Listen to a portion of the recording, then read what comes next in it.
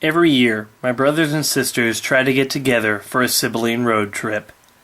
And sometimes on these road trips, we go to see a movie. This is our review of Lucy. Hi, I'm LazyDude99. Welcome to another LazyDude99 review. I am in Tim Hortons in Moose Jaw, Saskatchewan with all of my siblings and their spouses. We have to my right, my sister Nicole. On my left, we have my other sister, Deanna. Right in front of me, we have my sister Nicole's husband, Brian. And those other two in the corner is my oldest brother, Dustin, and his wife, Carrie. And behind the camera, we have, of course, the multi-talented Chris Filmmaker 123, and his wife is over there, but she does not want to take part in this at all. So, we just saw Lucy. Lucy was the movie we just saw, which is what I just said. So, the basic story of Lucy was about this woman who is just this regular woman. She's partying. She's in like Shanghai or somewhere in China. Or was it Korea? Was it Korea? It was Korea. It was Korea. I didn't... Shut. Anyway, so she's shoehorned into bringing this case into this building, which ends up her into a lot of like trouble. She gets mixed up with this whole gang war, and they're putting this whole gang drug scheme, and they put these drugs inside of her body, and they get exposed inside of her body, allowing her mind to expand and become super smart, and over the period of the movie have superhuman abilities. This is, of course, starring with Scarlett Johansson and Morgan Freeman. So, what did everyone think of this movie? Anyone have... Oh, I thought it was the smartest action film I'd ever seen. Stop playing with me, Dustin. Well, I mean, the bar is set pretty low. I mean, Double Impact, the Jean-Claude Van Damme, that was also very intelligent. Oh my gosh. This is going to be an interesting review. Let's just not waste film time on this guy. Now, the excellent Laser Dude with his group of older sibling characters. Laser Dude and the rest. Okay. My thoughts on Lucy, it's very interesting because while it has a whole lot of stuff going on, a lot of themes, there's some really good parts about it and some other stuff that I didn't care for. It has a massive tone shift. The first part of the movie is kind of like a semi-realistic feel with some, sci-fi elements to it. And then by the end of the movie, it just goes so brazen science fiction that it feels almost rushed. But Scarlett Johansson is actually pretty good acting in the movie. I think that she plays it pretty well.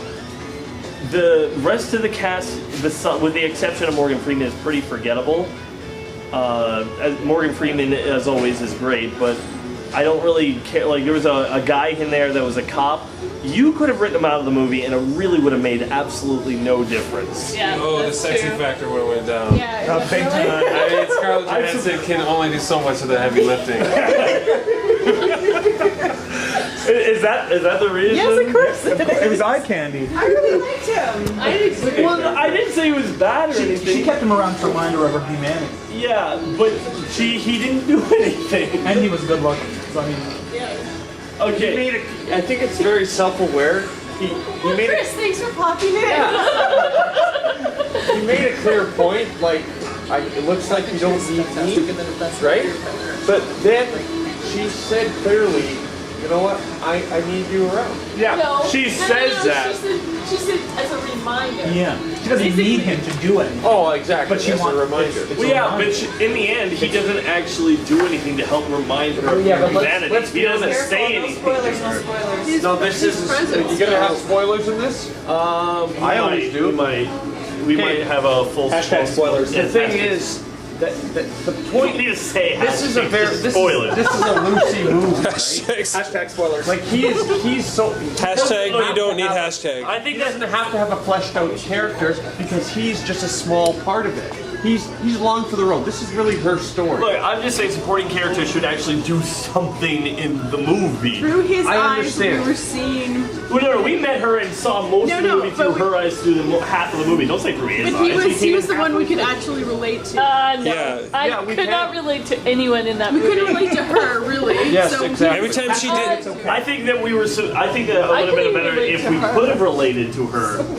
Like if we were able to feel her feeling. Are you guys you seriously kidding. watching this? The subtitles or something. There is a lot of naked people. Okay. It's not sexual. Okay. While some of the action scenes are like the action in the movie is pretty low key. Like there's not and I don't mean like low key from the Avengers. I mean like it's like there's not a whole lot of like the most memorable moment in the film is when there's like a room of people pointing guns at her and she just basically I don't know if she snaps her fingers or twists her head or something and like almost everybody just collapses and passes out. okay, that's the most memorable part of the I film. think it's the most memorable action part. The Oh, shooting okay. and the gunfights, typical. You can see them on any TV show. That wasn't the most interesting part, I agree. The interesting part was seeing how far she could actually go. There wasn't much She actually obstacles in didn't their do way. much. When you think about it, this wasn't a movie on seeing a character Okay, really grow okay, honestly- too much. The growth happens in the beginning, and then we're on for Okay. a ride. Deanna then proceeded to give her opinion of the movie, which led to her saying how she didn't like it because it had a lot of evolutionary themes, which led to a humongous argument breaking out between her and Nicole over what place evolution has, if any, in Christian faith, whether or not it should be acknowledged as some of it part of the Christian faith, whether it can work hand in hand with Christian faith, or whether or not it should be ignored entirely because the themes of evolution don't fully line up with the themes of the Bible. I am not showing you this for a few reasons. One, because it's none of your business. You shouldn't need to watch something that's none of your business. Two, because it has absolutely nothing to do with the movie. And three, because the battery died and we didn't get any farther than this. We were going to finish the review some other time, but we didn't get around to it. So now I'm going to hand myself off to Lazy Dude 99 to finish what he thought of Lucy. Note to self, never invite family to do review again. With that out of the way, let's get to the review. So as I said in the beginning, Lucy is a movie starring Scarlett Johansson and Morgan Freeman about a woman who gets infected with this drug that starts unlocking 100% of her brain capacity, making her super smart, but also giving her superhuman abilities. The thing with Lucy is that it's this type of movie that wants to be like super deep and is speaking to the inner soul and is bringing up all of these questions, but it's not really doing that great of a job of it. I believe this is a movie that thinks it's smarter than it really is. I mean, the beginning sets up of Scarlett Johansson as a character. You don't really know much about it. We're basically thrown into this whole scenario with her getting taken by these Korean gang and taken upstairs and forced to try to transfer these drugs for this gang. We don't know anything about her before that. We don't know what her personality is. We don't really know what her life was like. We don't even know why she's even living in Korea. And once again, I think it's Korea. I'm pretty sure she said that she was living in Korea. Anyway, we don't even know why she's there. We don't really get why. Is she on vacation there? Well, she has a boyfriend and she goes to her apartment, so okay, no, she's living there. But why? She doesn't even speak Korean or Mandarin or Chinese or whatever. She doesn't speak the language. Why would she move there without the language? Either way, we don't know anything about her. I think that's kind of a problem because it's not too long. Well, when she's kidnapped, Scarlett Johansson plays it so well of her being like super scared and super frightened and not knowing what to do. You really feel that she's vulnerable and you really feel for her as a character because she's in this horrible situation that she wanted nothing to do with and is all of a sudden has to work her way through it.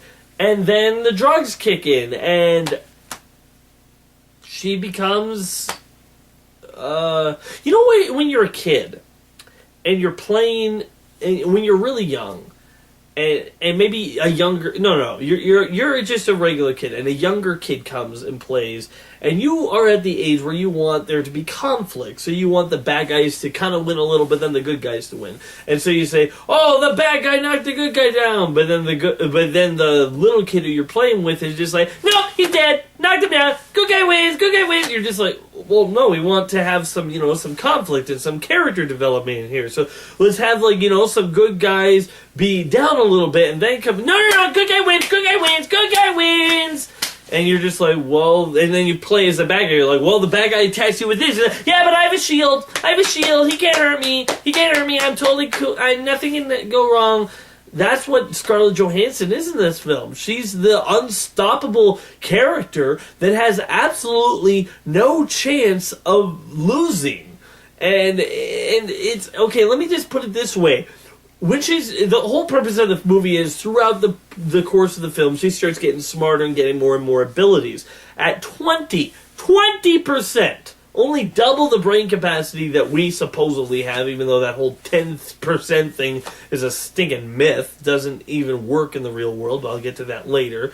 At 20%, she goes into the headquarters of the villain, wastes all of his men, stabs 2 knives into his hands, and it basically gets the information through this mind meld thing of where the other drugs are, then leaves. And then the villain's trying to get her. First of all, in this world, she's becoming more and more detached from humanity, and she's becoming more and more just logical. Well, if she's becoming more and more logical, why didn't she kill him there? She doesn't seem to have any problem with killing people. There's a scene in the movie where she looks at a brain where she needs some treatment because she's getting shot and she wants to get the other drugs there out of her because they were, surgically implanted into her chest. So there's a scene where she goes to the hospital, she looks at the scans and realizes, well, the guy's already dead that they're working on. So she shoots him, rolls him off, leaves him fine. There's plenty of scenes where she's okay with killing people. The moment she gets this drugs in, she just walks into the room, wastes all of these guys, then she goes into these headquarters, wastes all of these guys, but she leaves the main bad guy alive. Why?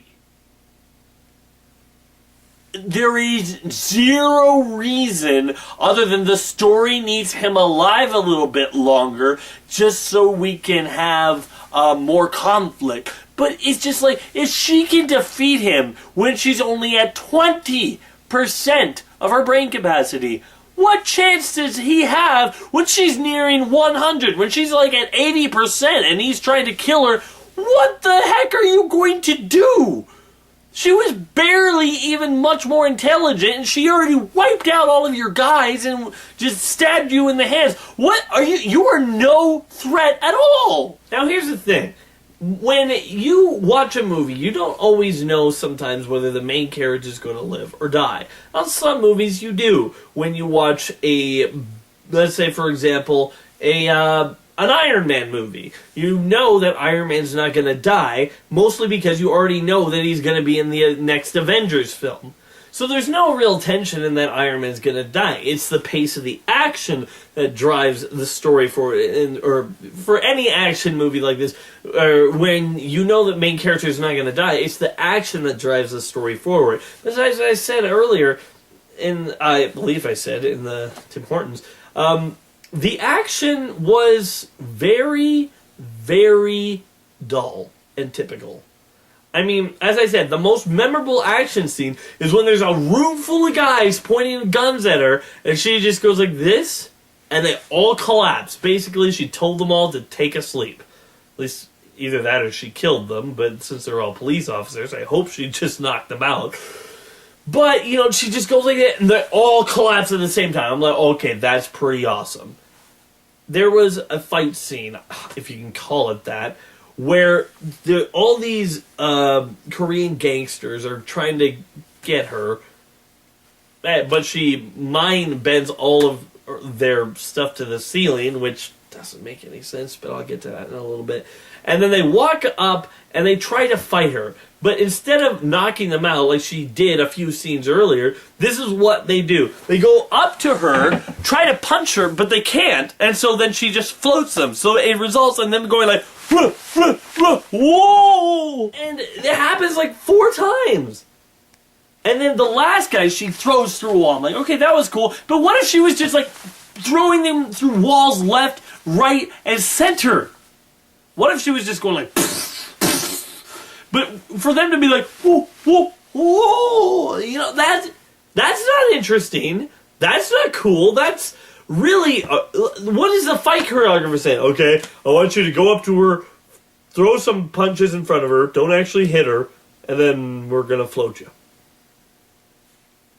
I could have written a better fight choreography than that. And I don't know diddly squat about fight choreography.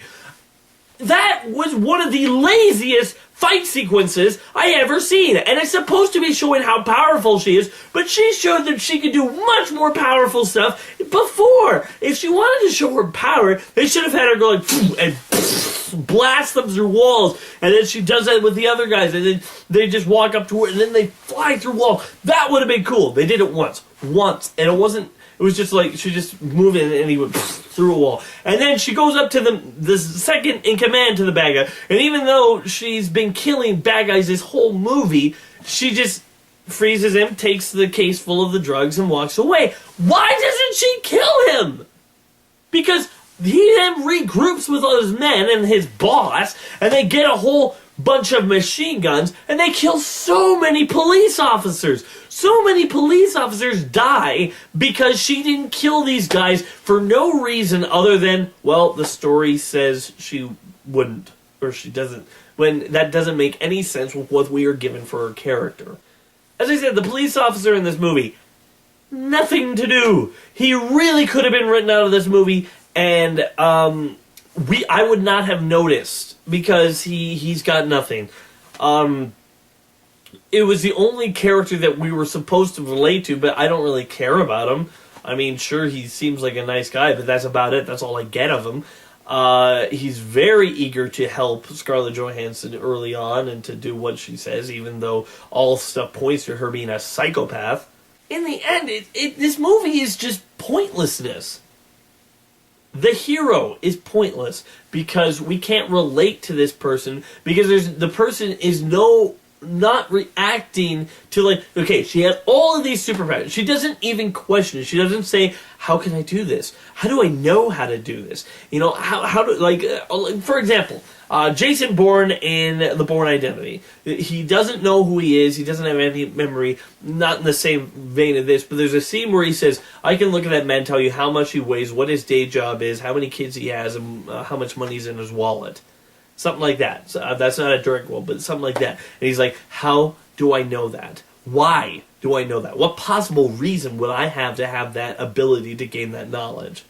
And that is, you can relate to that if you had no memory, but you could do all this stuff. You could relate to the confusion and the scared of what you could do with these powers. Scarlett Johansson, I'm sorry, but it's not that it's necessarily her fault, because she's a great actress, but the whole role is meant for her to do this.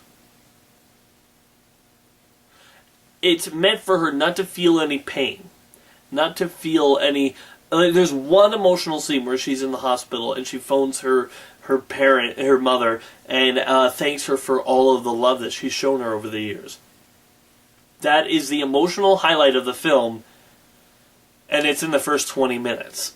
And even that doesn't make any sense, because she had been told by these gangsters very clearly that if any of them tried to escape or just run away, that they would kill their families. And yet, she doesn't warn her mother at all. She just calls her up, thanks her for all the love, and then hangs up. Well, does she know that her mother's gonna die? Does she care? Is her mother gonna die? We are never told. After that, she becomes stone-faced. She doesn't feel any pain. I can't relate to that. She has full knowledge of everything that she can do and knows exactly how to use it and in what way, and how to hone her abilities. I can't relate to that. So our main character is pointless because she's put on a level that's so high that it's literally impossible to relate. Now, a character being super powerful isn't the problem. I mean, Superman is super powerful. I can still relate. Why can I relate to Superman? It's because the character is acting, for the most part, how a human would getting these powers. He struggles with the morality of it. Do you have a responsibility to use his powers to make the world better? Do you hide them away because of afraid the world might judge or fear you? Do you use them for good, or do you use them for your own personal benefit? Questions like that are brought up, and it really helps you understand Superman's point of view and the struggles that he's going through. Here, Scarlett Johansson has no struggles. She doesn't feel any pain. She doesn't question why this is happening to her. She just accepts it, knows exactly what to do with everything, which makes her impossible to relate to. Okay, main character is pointless. Side characters, pointless. They're not given anything to do. There's a scene in it where he says, I can't really do much. I don't think you really need my help. And she's like, oh no, you're a reminder. And now, don't get me wrong, that would have been an interesting thing to have, like, this super powerful being that's losing touch with reality that needs a reminder to what his connection is or her connection to humanity is. He does nothing. He just stands there and stares. How is that a reminder? For example, let's use, I'm sorry I'm using comic book examples, but that's what I specialize in. Dr. Manhattan. Dr. Manhattan in Watchmen is becoming this being that knows the future, the past, and the present because it's all happening to him at once. And therefore, throughout the film, he's losing his touch with humanity because he doesn't understand humanity's point of view anymore. And his only really connection to humanity is Laurie. And I like how he's trying to see humanity through her eyes. But he's failing to because he's becoming such an intergalactic being. Now, that being said, Watchmen is also filled with a lot of other characters that we can relate to and see their point of view. But we also... Anyway, I just want to say that for him, there's nothing. He has nothing. His only purpose in the movie is really to gather the drugs. I mean, if we were invested in him as a character, then we could at least have tension and wondering if he was going to make it or not. But as it stands, I don't care if he makes it or not, and she's way too powerful to die, so, well, at least be killed by a bullet. So that doesn't really... no, he's just not that great. The villain is pointless. She is way too powerful for him. She defeated him so easily in the first, 30 minutes that it was laughable when he's like, oh, now we're going to kill her. Dude, first of all, you're only alive because the script says you should be alive. There is no reason why he should be alive at all. She should have killed him right there on the spot. Because the movie showed that she had no problem with killing, and it would make sense with her character, with the way her mind is going. Secondly, she is so powerful at this point that you saying that you're going to kill her is laughable. Is absolutely laughable. And then, okay, the whole thing in the movie is her unlocking her brain capacity to become super smart. And yes, there are plenty of heavy themes of evolution going on in this. There's no doubt about that. So I just want to say that they did a horrible job. And I don't care about evolution or whatnot. I don't want to get into this argument. I had way too much time to argue about that during the sibling road trip.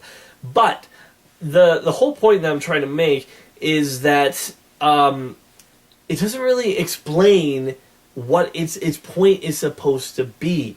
I mean, it shoves these stuff that they say, it looks like, oh, this is super subtle, but no, not really. It's pretty obvious what you're doing. I mean, in the beginning, there's this whole weird editing thing where she's walking into this building, and you get a quick shot of a mouse heading toward cheese on a trap, so you're like, oh, it's a trap! I mean, yeah, obviously, we got that from the stuff. And then you had a cheetah stalking a gazelle through the wilderness, and you're like, oh, they're about to pounce on her and devour her. I'm like, well, yeah, we got that idea from just the tension of the scene. We didn't need this stuff spelled out in front of us. And then it never shows up. It's just gone after she's taken. I'm like, okay, well, I thought you were going to be integrating more of this stuff in, but I guess... no, so why was it there? And finally, in the end, the whole story is quite pointless. What is it about? It's about a woman who unlocks 100% of her brain capacity and gets cool powers? That's it. That is literally it. I mean, they try to be smart with this, but they don't. They're not really. I mean, they should. There were so many interesting questions that could have been brought up with this issue. Like, how about, is it good for humanity to increase their knowledge and ability to obtain knowledge if it is at the expense of our humanity? Or how about, is it, they bring up this question once, but they don't really address it or talk about it. How about, is humanity ready to have this type of knowledge? The whole knowledge of the universe wrapped up in one mind. Is humanity ready for that type of knowledge? They bring it up once, but they don't really answer it. She just says, well, I'll put it on a disk drive and you can deal with it. Thanks.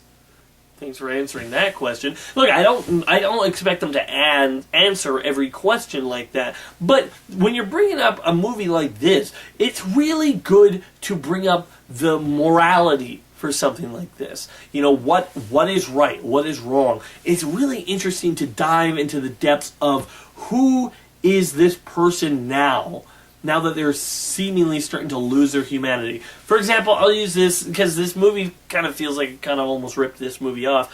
Limitless. Limitless was a movie starring Bradley Cooper about a guy who was taking this pill that was making him super smart. Which is basically this, but in that film he didn't get any like superhuman abilities. He just had the ability to basically remember everything and to attain a large amounts of knowledge. But when he did that, it kind of came to his expense where he did stuff that he wouldn't normally do. Now, Limitless has its own problems, and I'm not reviewing that. But at the very least, Limitless brought up the questions and the issues and kind of talked about them a little bit. I don't think Limitless is that great of a movie, but that's mostly because of its pacing and its horrible main character. But at the very least, I can see what this movie was trying to get across. With Lucy, I don't know. I mean, why? It seems like it's just an excuse to get cool action scenes, but the cool action scenes aren't really that cool. Look, I can get around a movie that's just there to be a cool action movie. I can get around that fine. I can also get around a movie that's wanting to use action to also dive into some psychology of the mind. I am on board with that also. This isn't really that good at doing either. The action is bland and forgettable. The most memorable scene is 5 seconds long. And the most deepest that it gets psychologically is really pretty shallow once you think about it. She has to decide what she's going to do with all this information. Tell somebody else what she's learned? Okay. That's it. That's her main decision. That's her main conflict is, I have all this knowledge, I'm going to die, what do I do with it? And he's like, tell someone? Okay. I didn't really hate on this movie as much as I am in this review because there isn't really that much exactly like wrong with it. The acting, not horrible. The pacing, not horrible. The shots and the effects, not horrible. I've seen worse, much worse before. But I will say this, that this movie is unsure of what it's trying to be. It is really lazy in its execution. It thinks it's smarter in telling these amazing things that nobody else has ever thought of when it really isn't. It thinks it's a smarter movie than it really is. And in the end, you took Scarlett Johansson, who is such a great actress and can emote and do all these great things, and you make her an emotionless face. Oh, I got shot. Oh well. No. I'm sorry. Might have given, if I had just reviewed this movie right after I saw it, I might have given it maybe a 6 out of 10. Maybe a 5. No. And while I won't say it's the worst movie I've ever seen or something like that, I will say that this movie is forgetful. You'll watch it, you'll leave. It will not bring up any deep-seated issues. It will not address the questions or the morality of what comes with attaining great knowledge and not knowing what to do with it. It will just be there, have some action scenes, and leave, and to be honest, you'll barely even remember it. So, thanks for watching, everyone. I'm LazyDude99. If I don't like it, it's not worth it. So I'm giving Lucy 4 out of 10. It's a below average movie in my mind. I don't see, with all the great movies we've had coming out this year, I think, with maybe the exception of Blended, this is going to be the one that I'm going to forget the easiest. And with that being said, there's nothing else I can say, but thanks for watching. Be sure to check out more of my other videos on my channel, and wait for more coming soon.